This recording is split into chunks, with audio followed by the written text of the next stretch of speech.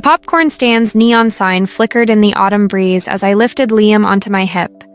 His small hands were sticky with cotton candy residue, his cheeks flushed with excitement beneath the smear of chocolate from the ice cream cone he'd demolished 20 minutes earlier.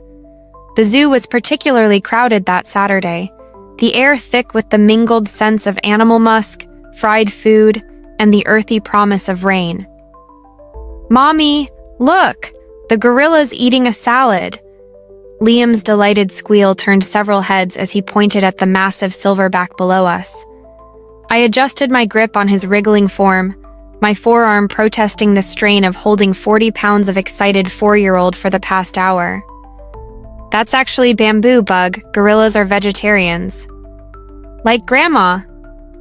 I was still chuckling when the world tilted on its axis. There was no warning, no creak of metal, no telltale crack of failing infrastructure.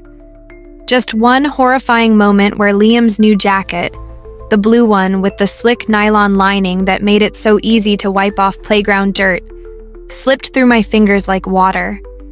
His dinosaur sneakers kicked empty air.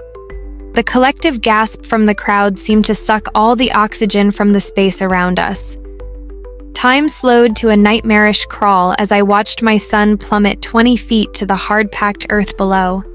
His small body turned a slow, graceful half-rotation before impact, just long enough for me to see the birthday pin on his jacket glint in the sunlight.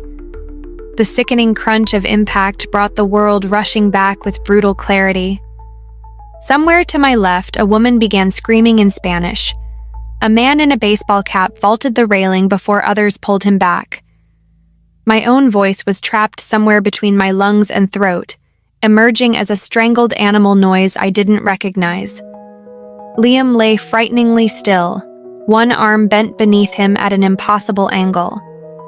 A dark stain spread slowly beneath his blonde hair. Then the ground trembled. Kumbuka emerged from the foliage like a mountain coming to life. At 420 pounds, the silverback moved with terrifying grace for his size. The crowd's panic reached a fever pitch.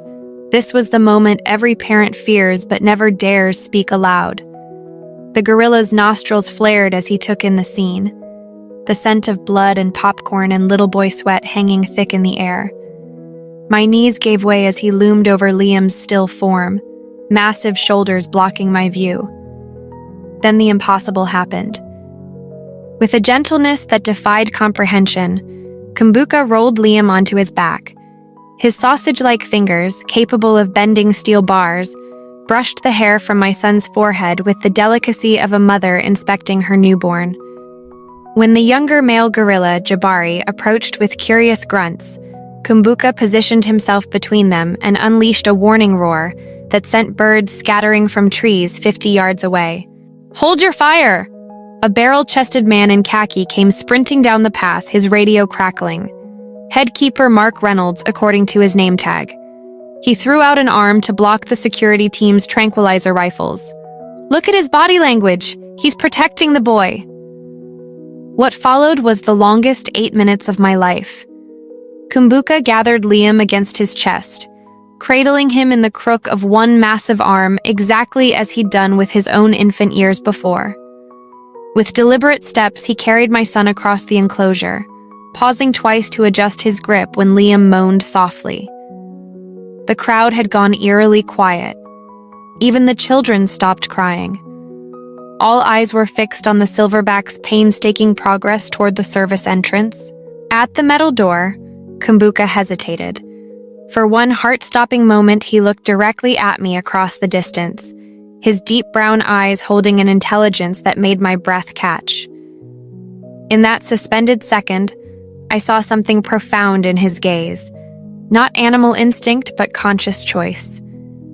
Then, with infinite care, he set Liam down on the concrete ledge and backed away, his gaze never leaving the boy until the medics pulled him to safety. The hospital waiting room smelled like antiseptic and bad coffee. Doctors kept using words like miracle and statistical anomaly. Aside from a fractured wrist and mild concussion, Liam was unharmed. He shouldn't have survived that fall, one resident kept muttering. let alone the gorilla. Meanwhile, the video had gone viral. CNN played it on loop. Twitter exploded with Kumbuka the hero.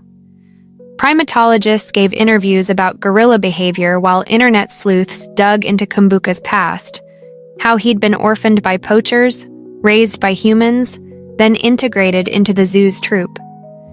3 months later, when Liam's cast finally came off, we returned to the zoo. The exhibit had new safety measures, higher railings, netting, an extra layer of tempered glass.